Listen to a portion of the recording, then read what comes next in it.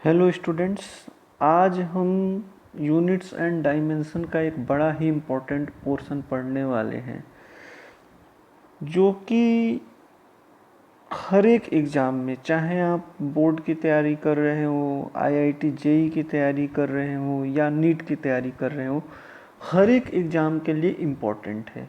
ये लेक्चर हो सकता है कि थोड़ा लंबा हो जाए, लेकिन इसको स्किप मत करना, ध्यान से सुनना, क्योंकि बहुत ही इम्पोर्टेंट टॉपिक है और बहुत ही तरीके से आपको समझना है। एक भी वर्ड आपको मिस नहीं करना है। तो चलिए आइए देखते हैं इस लेक्चर में हम क्या क्या सीखेंगे। तो इस लेक्चर के दौरान मैं आप लोगों के साथ डिस्कस करने वाला हूँ कि एक्यूरेसी और प्रिसीजन होता क्या है, एरर्स क्या होती हैं, टाइप्स ऑफ एरर्स कितनी होती हैं, एरर को अगर हम मेजर कर रहे हैं, तो एरर के मेजरमेंट टर्म्स क्या होते हैं उसके बारे में हम देखेंगे, किन टर्म्स में आप मेजर करते हो। उसके बाद अलजेब्रा ऑफ एरर्स हम देखेंगे और उसके बाद एरर्स ऑफ पावर्ड क्वांटिटीज। एक तरह से सारी की सारी जो है एरर्स की पूरी जो है हम पढ़ने वाले हैं, इसमें कवर करने वाले हैं। अब एक और बहुत इंपॉर्टेंट चीज़ है कि एरर्स को हम पढ़ने के बाद, इसके बाद जो मेरा एक लेक्चर आएगा वो एरर्स के न्यूमेरिकल का होगा। तो आप लोग ध्यान से समझिए, हर एक टॉपिक इस लेक्चर का बहुत ही इम्पोर्टेंट होने वाला है, क्योंकि आप एक्यूरेसी बोलते हो कि एक्यूरेसी होनी चाहिए, लेकिन you don't know what accuracy, जिसका एक्यूरेसी का मतलब क्या है। जैसा कि मैंने आप लोगों को पिछले लेक्चर में समझाया था, मेजरमेंट। तो मेजरमेंट के बारे में मैंने बताया था कि ये कंपैरिजन है किसी भी क्वांटिटी का एक स्टैंडर्ड रेफरेंस से, और उस कंपैरिजन से उस स्टैंडर्ड क्वांटिटी के टर्म में किसी क्वांटिटी को डिफाइन करना ही मेजरमेंट होता है। ठीक है, तो इस तरह से आपने मेजरमेंट तो कर ली, लेकिन वो मेजरमेंट कितनी रिफाइंड है इसके बारे में हम आज डिस्कस करने वाले हैं, इसलिए बहुत ही इम्पोर्टेंट टॉपिक होने वाला है। तो चलिए आज हम देखते हैं एक्यूरेसी क्या होती है, व्हाट इज एक्यूरेसी। एक्यूरेसी क्या होती है इसके बारे में हम देखेंगे। तो एक्यूरेसी, देखो, एक्यूरेसी का मतलब होता है क्लोजनेस टू ट्रू वैल्यू। मतलब कोई भी क्वांटिटी है, जैसे मान लीजिए आपको एक बोल्ट काटना है, या मान लो आपके पास एक स्केल है जिसकी लेंथ 10 सेंटीमीटर आपको रखनी है, तो वो जो 10 सेंटीमीटर है वो परफेक्टली 10 सेंटीमीटर है। मतलब ट्रू वैल्यू जो है, डिजायर्ड वैल्यू, आपके पास ट्रू वैल्यू जो है वो 10 सेंटीमीटर है। अब वो 10.001 हो गया, 10.002 हो गया, तो वो कितना क्लोज है, मतलब एकदम 10 है तो कंप्लीटली एक्यूरेट है। कितना क्लोज है उससे, उसको हम बोलते हैं एक्यूरेसी। किसी भी क्वांटिटी के अंदर जो भी ट्रू वैल्यू है, जो भी ट्रू वैल्यू एग्जिस्ट कर रही है, जैसे कोई टाइम इंटरवल आपको मेजर करना है, तो टाइम इंटरवल मेजर करना है, सपोज दैट 2 सेकंड का टाइम इंटरवल मेजर करना है, लेकिन आपने जब तक बटन, मतलब ऑफ करने के लिए स्टॉप वॉच का स्विच दबाया, आपकी तो सेकंड लिस्ट काउंट जो है सेकंड थी, उसकी अभी पढ़ेंगे लिस्ट काउंट क्या होता है। अब उसने माइक्रो सेकंड में कुछ एरर आ गई उसके समय, तो ये क्या है कि कितना क्लोज है उस ट्रू वैल्यू से। ट्रू वैल्यू तो 2 सेकंड है, तो ये जो है इसको हम क्लोजनेस टू ट्रू वैल्यू को हम एक्यूरेसी बोलते हैं, ये ध्यान में रखना। प्रिसीजन क्या होता है, देखो कई लोग एक्यूरेसी और प्रिसीजन का मतलब एक ही समझ लेते हैं, लेकिन ये दोनों ही बिल्कुल अलग चीज़ें हैं। प्रिसीजन का मतलब होता है रिपीटेबिलिटी। अब ये रिपीटेबिलिटी क्या होता है, अभी इसका बहुत अच्छा एग्जांपल मैं लूँगा, आपको समझ में आ जाएगा। रिपीटेबिलिटी का मतलब, जैसे मान लो कोई आप एक्सपेरिमेंट करने जाते हो, आप लैब के अंदर जा रहे हो, आप कोई एक्सपेरिमेंट करते हो, तो एक्सपेरिमेंट के दौरान आपसे बोला जाता है कि 6-7 रीडिंग आप ले लो। तो जो 6-7 रीडिंग लेते हो, तो कुछ में 2-3-4 रीडिंग्स जो है एक वैल्यू को, एक टर्म को आप रिपीट कर रही होती हैं, या एक मीन के अबाउट जो है आप रिपीट कर रही होती हैं। तो जिस वैल्यू के अबाउट जो है क्वांटिटीज रिपीट करें, अब इसका एक और एग्जांपल लेंगे, तो रिपीट करें, तो उसको हम बोलते हैं प्रेसाइज। जितना ज़्यादा क्लोज होगा एक पॉइंट के अबाउट तो वो आपके पास प्रेसाइज बोला जाएगा। अब जैसे एग्जांपल के तौर पे सपोज आपको एक मैन्युफैक्चरिंग यूनिट में आपको एक शाफ्ट को काटना है, या एक शाफ्ट जो है आपको 15 मिलीमीटर डायमीटर का बनाना है। अब ये 15 millimetre is the true value, तो 15 मिलीमीटर आपकी ट्रू वैल्यू है। सपोज दैट मैं कर्व से रिप्रेजेंट कर रहा हूँ, यहाँ पे 15 मिलीमीटर जो है वो ट्रू वैल्यू है। अब इस ट्रू वैल्यू के आसपास जो भी मतलब हमारे पास क्वांटिटीज हैं, जैसे ये क्वांटिटी है, या इस पॉइंट पे जो लाई कर रही है, इस पॉइंट पे जो लाई कर रही है, इस पॉइंट पे जो लाई कर रही है, मतलब ये हमारी 15 mm वाली जो लाइन है। अब इस 15 mm वाली लाइन से थोड़ा सा ये लाइन डेविएट हुई, तो ऐसी जो क्वांटिटीज आपकी होती हैं वो एक्यूरेसी होती है। अब क्या है कि सपोज दैट कि आपने काटना शुरू किया और आपको मिलता है 15.1 सेंटीमीटर, 14.9 सेंटीमीटर। अब उन सब मान लो 1000 शाफ्ट्स आपने कट किए, और 1000 शाफ्ट्स का जब आपने कर्व बनाया तो वो कर्व इसके पास आया। मतलब ये क्वांटिटी जो है वो कुछ ऐसे रिपीट हो रही थी, अपनी वैल्यूज़ को रिपीट कर रही थी, तो ये प्रेसीजन बोला जाता है। कितनी प्रेसाइज है, कितनी उसके पास है उस मीन वैल्यू के पास। कई बार ऐसा होता है कि क्वांटिटी जो है एक्यूरेट हो जाए, प्रेसाइज हो जाए लेकिन एक्यूरेट ना हो, प्रेसाइज हो जाए लेकिन एक्यूरेट ना हो। जैसे एग्जांपल के तौर पे सपोज दैट हम एक और एग्जांपल ले लेते हैं। जैसे मान लो आपके पास एक क्वांटिटी है, ये एग्जांपल लेते हैं, 15 सेंटीमीटर का शाफ्ट आपको कट करना है, लेकिन बाय द वे जो वर्कर है उसने गलती से 16 सेंटीमीटर पे उसको फिक्स कर दिया, 16 सेंटीमीटर पे उसको फिक्स कर दिया, 16 मिलीमीटर ले लेते हैं, ठीक है, 16 मिलीमीटर पे उसको फिक्स कर दिया। अब ये 16 मिलीमीटर पे जब इसको फिक्स किया तो अब उसकी जो क्वांटिटी जो शाफ्ट कट के निकलने लगे वो तो अब इसके अबाउट रिपीट हो रहे हैं, 16 के अबाउट रिपीट हो रहे हैं। होने किसके अबाउट थे, होने इसके अबाउट थे, लेकिन हो जो है इसके अबाउट रहे हैं। तो जो रिपीट हो रहे हैं इसके इस लाइन के अबाउट, जो हमारी 16 mm के अबाउट, वो 16 जो आपका डेटा है 16 mm का, ये इसके अबाउट प्रेसाइज है लेकिन एक्यूरेट नहीं है। एक्यूरेट क्यों? क्योंकि एक्यूरेट का तो डेटा हमने लिया था 15 mm, तो जब 15 mm का हमने डेटा लिया और 16 mm के अबाउट रिपीटिशन हो रही है, तो 16 mm के अबाउट प्रेसाइज है लेकिन एक्यूरेट नहीं है। तो आप ये समझ लें कि एक्यूरेसी का मतलब होता है कि वो जो भी ट्रू वैल्यू है उसके अबाउट क्लोज हो, उसको हम बोलते हैं एक्यूरेसी। और प्रेसाइज होने का मतलब होता है कि जो वैल्यूज़ रिपीट करे एक पर्टिकुलर वैल्यू के अबाउट, तो वो प्रिसाइज वैल्यूज़ बोली जाती हैं। अब जैसे एक और, जैसे कई बार क्वांटिटी एक्यूरेट और प्रिसाइज भी हो सकती है। तो एक्यूरेट और प्रिसाइज होने का मतलब क्या हुआ? एक्यूरेट और प्रिसाइज होने का मतलब ये हुआ कि जैसे मान लिया जाए आपके पास एक क्वांटिटी है 15 mm, अब आपने इसमें कट करना शुरू किया तो 15.1, 15.001, 15.002 ऐसे कटा।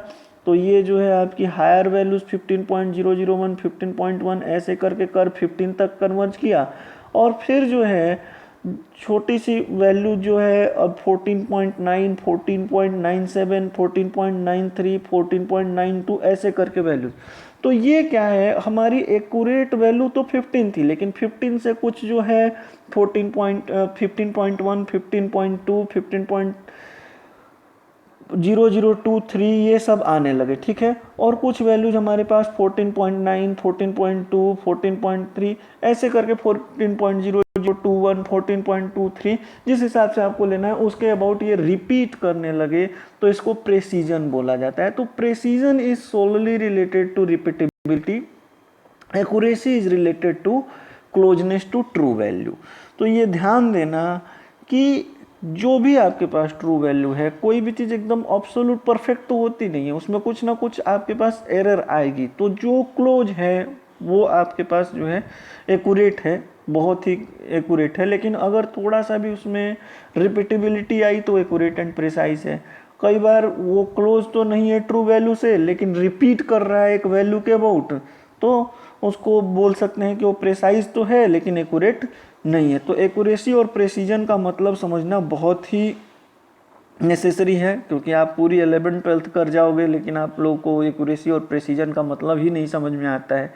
तो ये ध्यान रखना, ये दोनों ही टर्म्स अलग अलग हैं, इसको एक तरीके से आप मत समझना। A precision is related to repeatability, वो रिपीट होता है किसी एक पर्टिकुलर वैल्यूज़ के अबाउट, जो उसकी रिपीटिशन है वो प्रेसाइज है।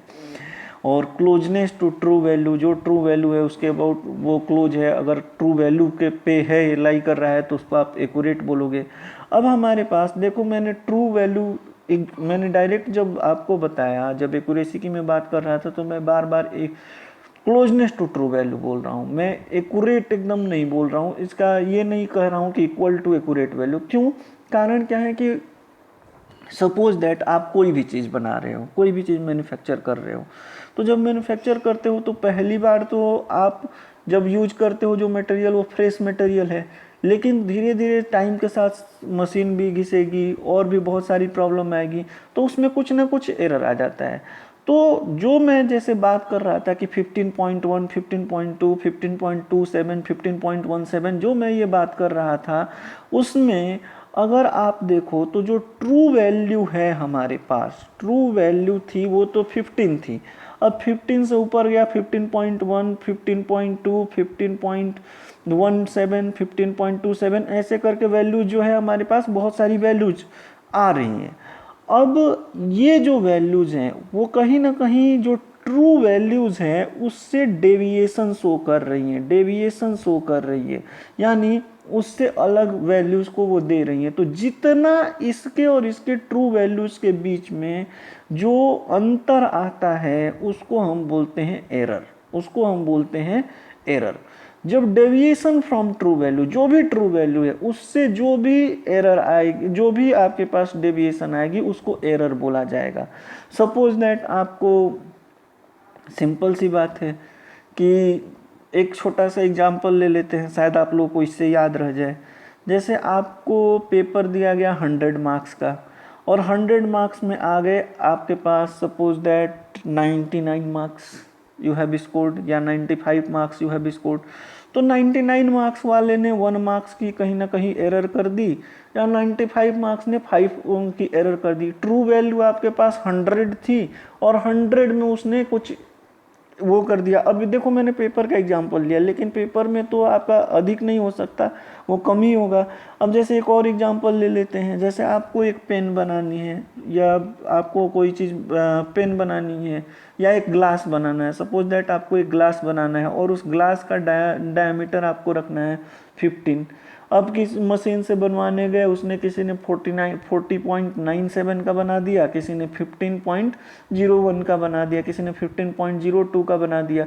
तो ये जो आपकी डेविएशन आ रही है 0.01 की या -0.01 की, तो ये जो डेविएशन होती है ट्रू वैल्यू, क्योंकि ट्रू वैल्यू तो आपके पास 15 सेंटीमीटर है, तो वो एरर बोली जाती है। तो एरर का मतलब बिल्कुल क्लियर होना चाहिए कि जो भी प्री डिफाइंड स्टैंडर्ड है, जो आपके पास एरर मतलब जो भी आपके पास स्टैंडर्ड वैल्यू है, जो ट्रू वैल्यू है, उससे जो भी डेविएशन आपको मिलने वाली है उसको हम बोलेंगे एरर। जैसे मान लीजिए मैं पहले एक डायग्राम यूज कर रहा था, मैंने ऐसे एक डायग्राम यूज कर रहा था, तो मैंने बोला था ये 14.1, 14.2, 14.3 ये साफ्ट, बहुत सारे साफ्ट बने, उसका मैंने ग्राफ बना दिया टाइम के साथ। तो अभी क्या है कि अगर आप इसमें जो डेविएशंस आपको दिखाई दे रही हैं, जो इसके जैसे ये ट्रू वैल्यू का कर्व था, ये जो आपके पास था ये ट्रू वैल्यू का कर्व था, और ये आपकी एक्चुअल वैल्यू जो मिल रही थी। अब इसमें जो अंतर आया, जो इन दोनों में अंतर आया, हम इसको एरर बोलेंगे। अब एक बात बहुत ही क्लियर हो गई कि आपके पास अगर मेजर्ड वैल्यू ट्रू वैल्यू से ज़्यादा आ रही है, या मैन्युफैक्चर्ड वैल्यू जो है ट्रू वैल्यू से ज़्यादा आ रही है, तो जो एरर होगी वो पॉजिटिव आपको दिखाई दे रही है। जब आपके पास यहाँ कम आ रही है तो निगेटिव दिखाई दे रही है। अब हमारे पास एक्चुअल में एरर को क्लासिफाई किया गया, और क्लासिफाई जो है एरर को किया गया। अब हम क्लासिफिकेशंस ऑफ एरर देखेंगे क्या क्या होती है। तो अगर हम देखें तो टाइप्स ऑफ एरर में आपको पहला जो टाइप आता है दैट इज सिस्टमेटिक एरर। ये आता है सिस्टमेटिक एरर। सिस्टमेटिक एरर यानी सिस्टम के अंदर एरर। अब ये सिस्टम क्या होता है? जब कोई आप एक्सपेरिमेंटेशन कर रहे हो तो एक्सपेरिमेंटेशन करने के दौरान सिस्टम में कौन कौन होता है? एक तो इंस्ट्रूमेंट होते हैं, दूसरा आपकी स्किल्स होती हैं, आपकी स्किल्स जिनके थ्रू आप जो है टेस्ट कर रहे हो, और तीसरा आप होते हो। ये तीन एलिमेंट मिलके किसी भी एक्सपेरिमेंट को कंडक्ट करवाते हैं। जब आप कोई एक्सपेरिमेंट कर रहे हो, कोई रिसर्च कर रहे हो, तो उस दौरान आपके पास तीन ही चीज़ होती है, आपके instruments, chemicals. Suppose that you are doing some experiment in chemistry, आप केमिस्ट्री के अंदर कोई कर रहे हो तो आपके पास जो है कुछ केमिकल्स होंगे, सर्टेन बीकर होगा, सारी चीज़ें जो मेजरमेंट के लिए होंगी। जैसे अभी आप लोग क्लास 11th में टाइट्रेशन का टेस्ट करोगे केमिस्ट्री के अंदर, तो वहाँ पे जब आप जाते हो तो आपके पास एक बड़ा सा बीकर होता है और बहुत सारी जो है एक्सपेरिमेंटल इंस्ट्रूमेंट्स होते हैं। आप समझ गए होंगे मैं किस चीज़ की बात कर रहा हूँ। तो जो एक्सपेरिमेंटल इंस्ट्रूमेंट्स हैं वो उनमें कुछ गलती हो सकती है, या आपको एक्सपेरिमेंट करना ही नहीं आता है और चले गए करने के लिए, तो आपकी स्किल्स ही डेवलप नहीं हुई, तो वहाँ एरर हो सकती है। और तीसरा आप है, आप बड़े मान लो सपोज दैट सो के आप 12-12 घंटा 13-13 घंटा आपको लैब में काम करना पड़ रहा है, आप एक एक्सपेरिमेंट करते वक्त सो गए, तो ऐसा अगर होता है तो पर्सनल एरर में काउंट होता है। तो सिस्टम के अंदर जो भी एरर आएगा सिस्टमेटिक एरर होता है। एक बात ध्यान देना, systematic error is unidirectional. Unidirectional होती है सिस्टमेटिक एरर, ये ध्यान में रखना। अगर वो पॉजिटिव हुई तो वो पॉजिटिव पॉजिटिव पॉजिटिव होती जाएगी, अगर निगेटिव हुई तो निगेटिव निगेटिव होती जाएगी।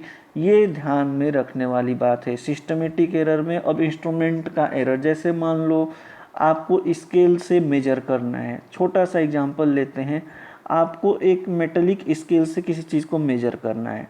अब वो क्या हुआ कि टेम्परेचर के कारण वो स्केल जो है एक्सपांड हो रखी है। अब उसके अंदर एरर है, उसके अंदर एरर है। आपने उस स्केल को उठाया और आपने मेजरमेंट कर दिया। मेजरमेंट तो आपने कर दी, लेकिन एक्चुअल ट्रू वैल्यू से आपने गलत मेजर किया, क्योंकि उस मेटल की प्रॉपर्टी के कारण वो एक्सपांड हो चुका है। अब जैसे ही एक्सपांड हो गया तो कुछ ना कुछ तो वो एरर देगा। सपोज दैट उस इंस्ट्रूमेंट के अंदर जो है सामने का कुछ पोर्शन है वो टूटा हुआ है, ब्रेक्ड है, तो उसके अंदर तो एरर आएगी। तो ये जो चीज़ होती है वो इंस्ट्रूमेंटल एरर के अंदर आती है। Experimental techniques. अब एक्सपेरिमेंटल टेक्निक्स में आपको टेक्निक्स ही पता नहीं है, किसी चीज़ को मेजर करने की टेक्निक जो है वो आपको नहीं पता है, सपोज दैट जो अमाउंट है वो आपको नहीं पता है, तो जो भी आपकी स्किल्स हैं वो अगर कम हैं तो उसके चलते कुछ एरर्स आ जाती हैं। तो एक ही बात है कि इंसान है वो गलती करेगा, अगर मान लो उसको कुछ जानकारी नहीं है और एक ही गलती वो बार बार रिपीट कर रहा है तो एक ही डायरेक्शन में एरर जो है प्रोपेगेट करेगी। तो ये आपके पास एक्सपेरिमेंटल टेक्निक्स के कारण कुछ एरर आ गई। उसके बाद आता है पर्सनल एरर। पर्सनल एरर आप क्या कर सकते हो, जैसे सपोज दैट आपने पैरेलैक्स का एरर कर दिया। पैरेलैक्स अभी बताऊंगा क्या होता है। तो पैरेलैक्स का एरर कर दिया। पैरेलैक्स का मतलब ये हुआ कि जैसे आप किसी चीज़ को अपनी एक आंख को क्लोज करके देखो और दूसरी आंख को क्लोज करके देखो, तो व्यू पोजीशन बदलने के कारण जो ऑब्जेक्ट है उसकी पोजीशन आपको चेंज्ड मिलेगी, जबकि ऑब्जेक्ट ने एक्चुअल में पोजीशन चेंज ही नहीं किया होगा। तो ये जो एरर इंट्रोड्यूस होती है वो आपके पास पैरेलैटिक एरर बोला जाता है। व्यू पोजीशन चेंज करने के कारण जो है आपको चेंज, जैसे मान लो आप ट्रेन के अंदर बैठे हुए हो और एक पेड़ को देख रहे हो, तो पेड़ तो एक्चुअली चल नहीं रहा है, लेकिन जब आप ट्रेन से बैठ के जा रहे हो और पेड़ वहीं पे है, ये इसको रिलेटिव वेलोसिटी से मत जोड़ना, नहीं तो गड़बड़ हो जाएगी। या सपोज दैट अपने आगे एक पेन रख लो और उस पेन को, या आपके घर में आपके रूम में अभी आपके सामने जो भी चीज़ है उसको ध्यान से देखो, एक आईज को क्लोज करो ऐसे और फिर दूसरी आई को क्लोज करो, तो वो चीज़ तो अपनी पोजीशन चेंज नहीं कर रही है, लेकिन जो आपकी विजन होगी वो ये फील करेगी कि ऑब्जेक्ट का पोजीशन चेंज हो गया, क्योंकि उसका बैकग्राउंड चेंज हो रहा होगा या जो एंगल है वो चेंज हो रहा होगा। इसका रीज़न तो हम पढ़ेंगे, लेकिन इसके कारण बहुत सारी एरर आती है। जैसे स्केल में अगर आप झुक के ड्राइंग बनाते हो तो अगर राइट आप झुक रहे हो तो 1 mm आप कम कर दोगे, लेफ्ट अगर झुक रहे हो तो आप जो है 1 mm अधिक बनाओगे और आपको दिखेगा कि सही ही है। तो ये जो है पैरेलैक्स के कारण एरर आती है। तो ऐसी कुछ बहुत सारी एरर होती हैं जो कि पर्सनल इफेक्ट के कारण जो है आ जाती हैं। तो इन सारी एरर्स का एक ही चीज़ है कि वो एक ही डायरेक्शन में प्रोपेगेट करती हैं, ये आपको समझना ज़रूरी है।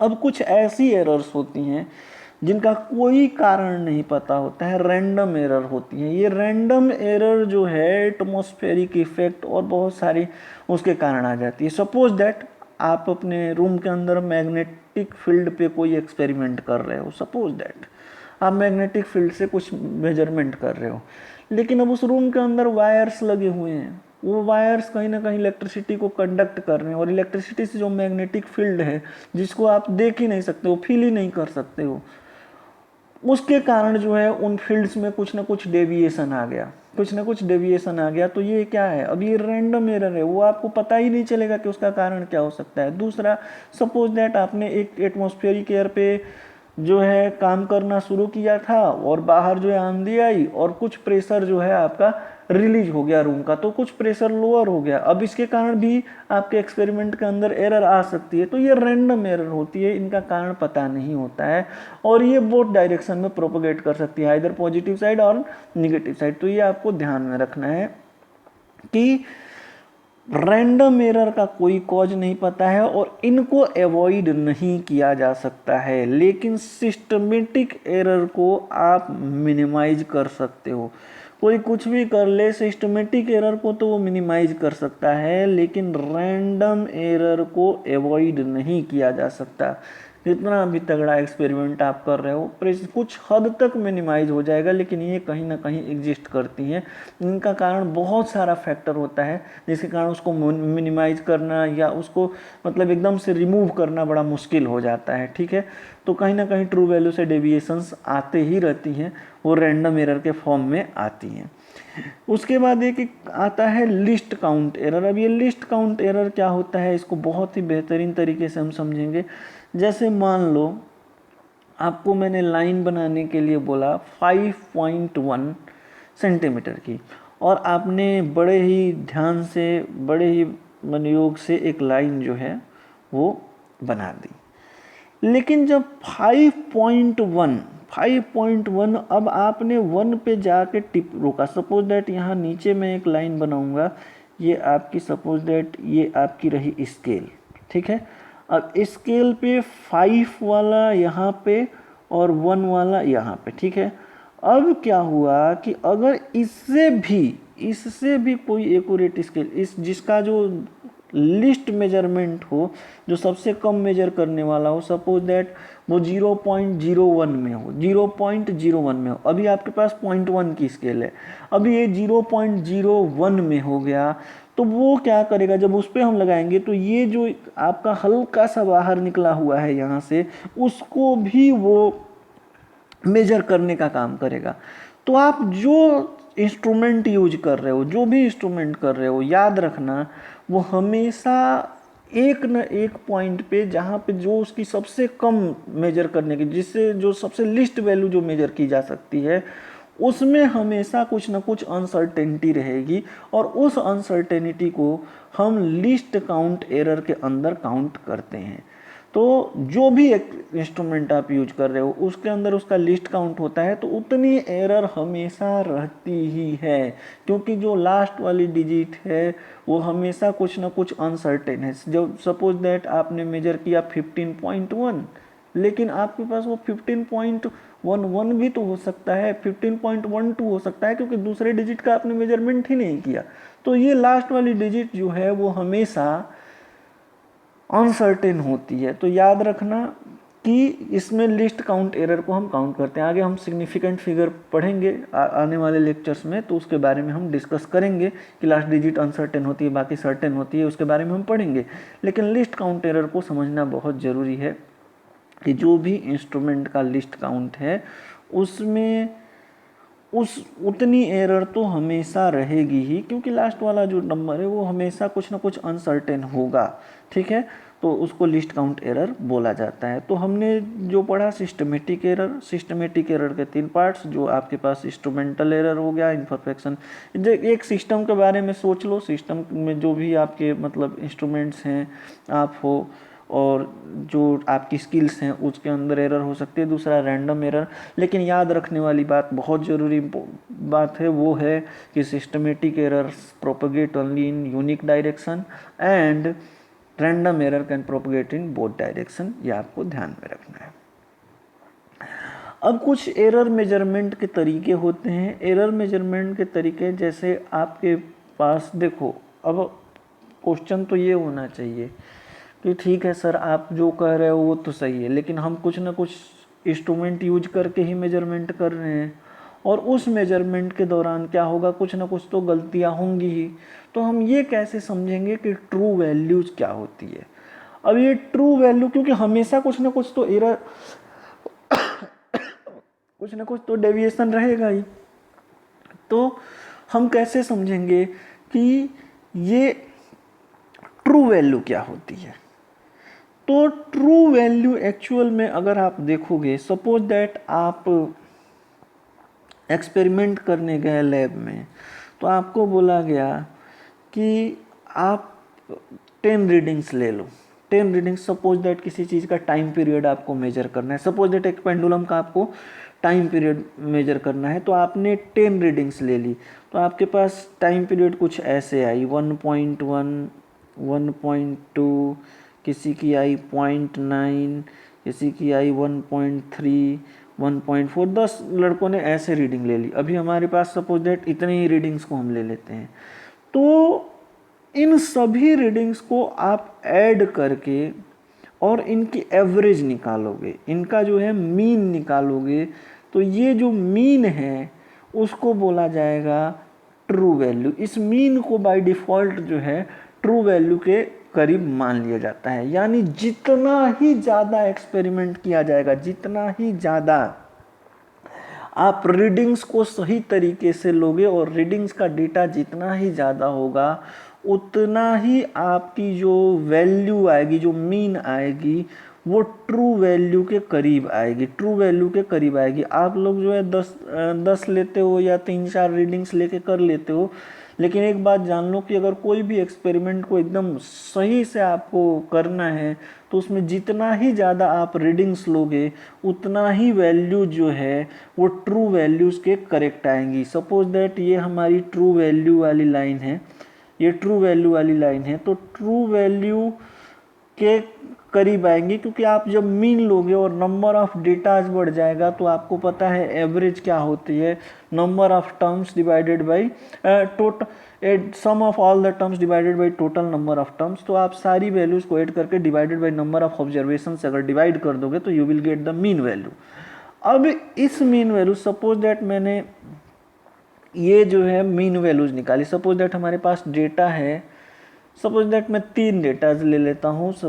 एक हमारे पास डेटा है A1, ठीक है, दूसरा है A2 और तीसरा है A3। तो इन तीनों डेटा को मैंने ऐड किया और डिवाइडेड बाई 3 कर दिया।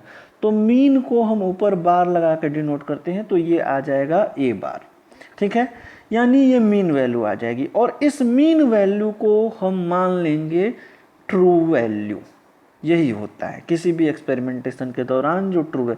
तो ये जितना ये डेटा बढ़ेगा और ये नंबर बढ़ेगा, उतना ही जो है आपके पास क्लोजनेस जो है बढ़ती जाएगी टू ट्रू वैल्यू। तो इसको हम अप्रॉक्सीमेटली ट्रू वैल्यूज मान लेते हैं। अब क्या है कि आपने जो मीन निकाला, उस मीन को अगर आप सब्ट्रैक्ट करते हो उस मीन वैल्यू से, जो ऑब्जर्व्ड वैल्यू है उससे आप अगर सब्ट्रैक्ट करते हो, तो ये एरर आ जाता है। अब ये एरर आपके पास क्या आएगा, देखिए, delta A is equal to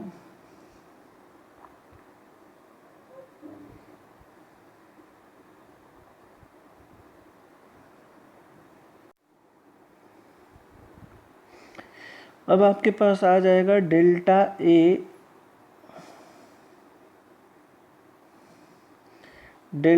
A is equal to A1 minus A mean. ये आपकी एरर मान ली जाएगी फर्स्ट क्वांटिटी में। वैसे ही सेकंड क्वांटिटी में अगर डेल्टा 2 निकालना है तो जो सेकंड क्वांटिटी आपके पास मेजर्ड क्वांटिटी है उसको आपने ले लिया A2 और जो आपने मीन निकाला उसको सब्ट्रैक्ट कर लो। ऐसे n क्वांटिटीज़ के लिए आप ये रिपीट कर सकते हो, तो इसको एरर बोला जाएगा। अब इस एरर को अगर आपने मॉडुलस के साथ यूज कर लिया, मॉडुलस का मतलब ये हुआ कि आपने इसको जो है अगर इन सभी एरर्स को मॉड के साथ आपने ऐड किया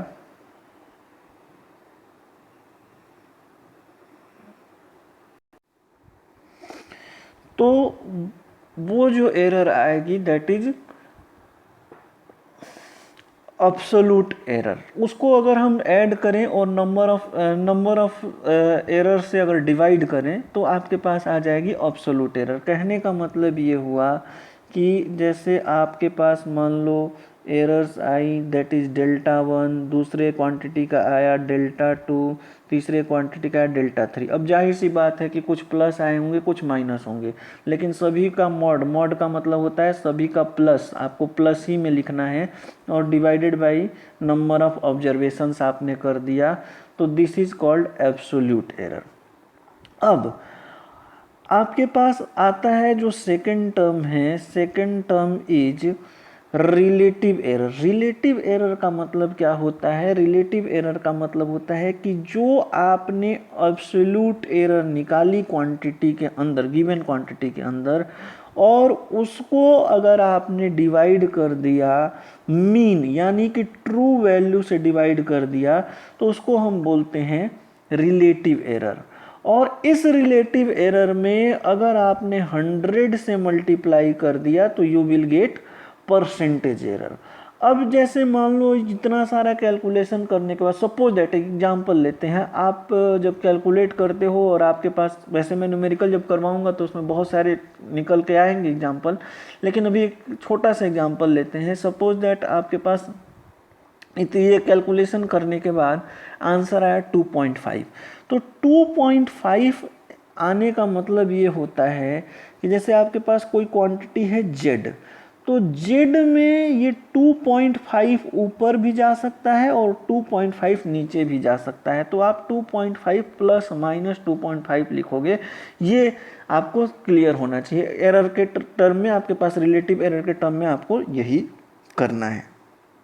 परसेंटेज में होगा यानी वो इस क्वांटिटी का परसेंट होगा, उसको हम कैलकुलेट कर लेंगे and we will get the answer. तो आपको ये ध्यान में रखना है। तो ये एब्सोल्यूट एरर क्या होता है? एब्सोल्यूट एरर जो आपकी पहले तो मीन से सब्ट्रैक्ट करेंगे, मतलब मीन को सब्ट्रैक्ट करेंगे सभी गिवन क्वांटिटीज़ में से, एरर्स आएंगी, उस एरर सब का मॉडुलस लेके ऐड करेंगे और नंबर ऑफ एरर से डिवाइड करेंगे, तो वो हमारे पास mean error, mean absolute error आ जाएगी। और मीन एब्सोल्यूट एरर को अगर आप मीन से डिवाइड करते हो तो रिलेटिव एरर आ जाएगी, और उसको 100 से मल्टीप्लाई, रिलेटिव एरर को आप अगर 100 से मल्टीप्लाई कर देते हो तो आपके पास परसेंटेज एरर आ जाएगी।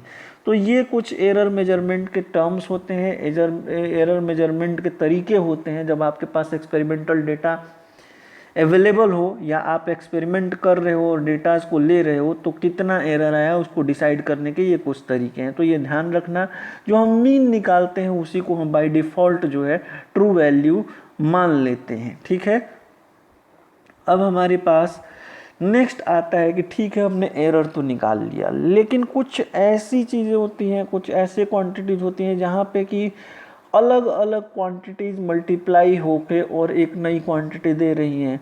उस केस में हम एरर को कैसे डिसाइड करेंगे? जैसे सपोज दैट आपके पास एक एग्जांपल ले लेते हैं, हम एक एग्जांपल ले लेते हैं। सपोज दैट हमको 2 लाइन बनानी है, एक लाइन ये हमने बना ली और एक दूसरी लाइन हमने ये बना ली। अब इन दोनों लाइंस की लेंथ हमारे पास दी हुई है। इस लाइन की जो लेंथ है दैट इज L1 और इस लाइन की जो लेंथ हमारे पास है दैट इज L2, ठीक है। अब जो हमारे पास net length of the line हमको निकालनी है, तो अगर हम निकालें, सपोज दैट Z हमको निकालना है टोटल लेंथ, तो that is equal to L1 plus L2। अब मेजरमेंट वाले ने क्या किया कि यहाँ पे डेल्टा L1 की गलती कर दी और यहाँ पे डेल्टा L2 की गलती कर दी, डेल्टा L2 की मिस्टेक कर दी। तो अब सोचो, अब एक एग्जांपल के तौर पे हम लेते हैं, सपोज दैट आपने मेजर करना था एक लाइन को 5, आपने मेजर कर लिया 5.1, ठीक है, और दूसरे को भी मेजर करना था 6, दूसरे को 6 मेजर करना था और आपने मेजर कर दिया 6.1। तो ट्रू वैल्यू कितनी होती? ट्रू वैल्यू तो आपकी 11 होती, लेकिन एक ने मेजर किया 0.1 और दूसरे ने मेजर कर लिया कितना? दूसरे ने कर लिया 6.1। तो जब 5.1 में आपका ट्रू वैल्यू 5 था, लेकिन उसने 5.1 मेजर कर लिया, तो 0.1 का एरर आ गया, और उसमें जब उसने मेजर किया तो उसमें कितने का एरर आ गया? 0.1 का एरर आ गया। तो जब हम 0.1 और 0.1 को ऐड करेंगे तो 0.2 हो जाएगा, और आप ऐड करके देखो तो आपके पास आता है 11.2, यानी यहाँ पे 0.2 की, अब ये प्लस माइनस में अगर होता तो ये आता है 11 प्लस माइनस 0.2, ऊपर भी आपके पास जा सकता है और उतना नीचे भी जा सकता है। तो ये जो होती है ये एडिशन ऑफ एरर्स, मतलब जो क्वांटिटी, दो इरोनियस क्वांटिटीज हम ले लेते हैं जो एरर वाली, एरर कंटेनिंग क्वांटिटीज हैं, और हम उनको अगर ऐड करते हैं तो याद रखिए एरर्स भी ऐड होती हैं, एरर्स भी ऐड होती हैं, ये बहुत ही क्लियर रखने वाली बात है। दूसरा आपके पास आता है सब्ट्रैक्शन ऑफ एरर्स। इसी लाइन में सपोज दैट मैंने इसके अंदर ये ले लिया, हाँ देखो इसी लाइन में एक लाइन का जो लेंथ है वो हमने L1 लिया हुआ है, और दूसरी जो लाइन है हमारे पास उसका जो लेंथ है वो हमने L2 लिया हुआ है। अब इन्हीं दोनों लाइन की लेंथ का डिफरेंस हमको निकालना है। सपोज दैट एक एग्जांपल है, हमको L2 माइनस L1 निकालना है। तो जब आप L2 माइनस L1 करोगे तब भी एरर्स जो है वो ऐड ही होंगी। क्यों? क्योंकि पहले ने एक छोटी सी गलती की, दूसरे ने भी छोटी सी गलती कर दी, अल्टीमेटली गलतियां तो जुड़ेंगी ही। तो ये जो गलती होती है एरर के अंदर, हमेशा याद रखना, कोई भी क्वांटिटी जो एडिशन या सब्ट्रैक्शन को यूज कर रही हो तो वहाँ एरर्स ऐड होती हैं, उसमें कोई डाउट आपको नहीं रखना है। एडिशन और सब्ट्रैक्शन दोनों में ही एरर्स जो है ऐड होती हैं, ये क्लियर होना चाहिए। नेक्स्ट अगर देखा जाए तो अब हम देखेंगे multiplication and division of quantities. तो देखो multiplication and division of quantities का याद रखना, आगे इसका रीजन पता चलेगा जब आप लोग डिफरेंशिएशन, जब मैं आपको मैथमेटिक्स रिलेटेड टू फिजिक्स वाला जब लेक्चर लूँगा तो उसमें आपको पता चलेगा इसका रीजन क्या है, और वहाँ मैं एक्सप्लेन भी करूँगा। अभी बस ये समझ लो कि अगर दो क्वांटिटीज़ आपस में मल्टीप्लाई हो रही हैं, सपोज दैट हम आप क्लास 9th में पढ़ के आए हो, क्लास 9th में एक फॉर्मूला होता था फिजिक्स का, हाँ चलो, एक फॉर्मूला होता था that is equal to force is equal to mass into acceleration.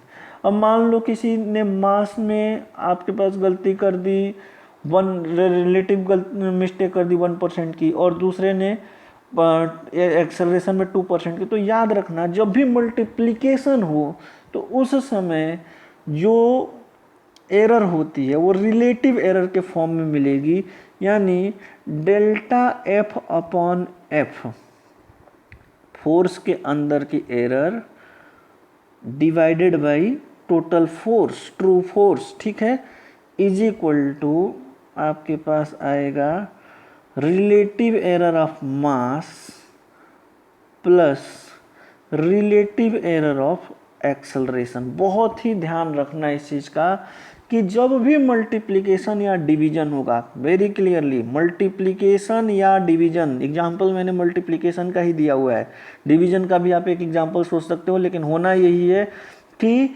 Relative errors add की जाएंगी, ठीक है। तो आपको ध्यान में रखना है कि रिलेटिव एरर्स जो है ऐड की जाएंगी। ये आपको मल्टीप्लिकेशन और डिवीजन। एडिशन सब्ट्रैक्शन में एरर्स ऐड होंगी, मल्टीप्लिकेशन और डिवीजन में रिलेटिव एरर्स ऐड होंगी। नेक्स्ट अगर हम देखें तो आता है पावर्ड क्वांटिटीज। पावर्ड क्वांटिटीज मतलब अगर सपोज दैट हमारे पास कोई ऐसी क्वांटिटी हो जो कुछ पावर लिए हो, जैसे सपोज दैट हमारे पास एक ले लिया एक रिलेशन जो कि एक काइनेटिक एनर्जी का फॉर्मूला आप लोगों को बताया गया था, काइनेटिक एनर्जी का फॉर्मूला आप लोग को बताया गया था। तो हम ले लेते हैं यहाँ पे kinetic energy. Suppose that kinetic energy का फॉर्मूला आपको बताया गया था ½ mv²। अब देखो यहाँ अगर हम देखें तो मास का जो है अलग, मास पे पावर 1 है, वेलोसिटी पे अगर हम पावर की बात करें तो ये पावर 2 है। तो अब यहाँ पे मास के अंदर एरर मेजर हो रही है और वेलोसिटी के अंदर अगर एरर मेजर हो रही है तो काइनेटिक एनर्जी के अंदर एरर कितनी आएगी। तो याद रखना किसी भी क्वांटिटी पे जो पावर आपको दिखाई दे रही है वो पावर उसके रिलेटिव एरर के आगे आके मल्टीप्लाई हो जाएगी और फिर ऐड हो जाएगा। मतलब कहने का मतलब अगर मैं यहाँ पे निकालूं तो delta K E kinetic energy divided by total kinetic energy जो कि ट्रू वैल्यूज होगी इज इक्वल टू, हाफ से तो कोई मतलब नहीं है, this is equal to delta m upon m plus 2 ये देखो जो v का पावर था डेल्टा v अपॉन v। तो ये जो पावर होगी वो आगे आके मल्टीप्लाई होके ऐड हो जाएगी। बाकी जो रूल्स मैंने आपको पहले बताए हैं वही चलने वाला है। एग्जाम्पल के तौर पे एक और क्वांटिटी ले लेते हैं क्योंकि उसमें बहुत सारे लोग गलती करके आते हैं एग्जाम के दौरान। जैसे suppose that z is equal to हमारे पास है a³ डिवाइडेड बाई b। अब a³ डिवाइडेड बाई b, तो इसमें कई लोग क्या करते हैं कि ये इसको ऊपर ले जाके पावर निगेटिव में लिख लेते हैं और निगेटिव पावर को आगे ले आते हैं। तो ये मिस्टेक आपको नहीं करना है क्योंकि डिवीजन में भी रिलेटिव एरर ऐड ही होती है, तो निगेटिव पावर नहीं ले जाना है। सपोज दैट अगर इसके एरर का इक्वेशन आप लिखोगे तो delta z upon z is equal to 3 delta a upon a plus delta b upon b होगा। तो इसको हम बोलेंगे पावर्ड क्वांटिटीज की एरर।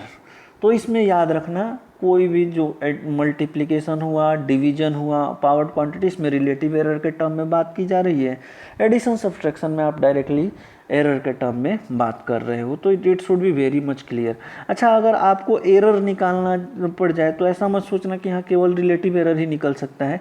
आप पहले तो रिलेटिव एरर कैलकुलेट कर लो, रिलेटिव एरर इस टर्म में निकलेगी। रिलेटिव एरर निकालने के बाद ये मीन वैल्यू आपको नोन होगी, उसको अगर आप इस पूरे से मल्टीप्लाई कर दोगे तो यू विल गेट दिस। तो ये वेरी क्लियरली आपको एकदम क्लियर कट रहना है कैसे होगा। अभी हम जब न्यूमेरिकल्स बनाएंगे नेक्स्ट लेक्चर में तो आपको पता चलेगा।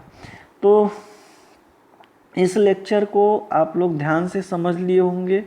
कोई भी डाउट रहता है तो आप ज़रूर जो है सेंड कर लें, और अगर आपको अच्छा लगता है तो आप जो है इस वीडियो को लाइक करें, चैनल को सब्सक्राइब करें और अपने दोस्तों में शेयर करें।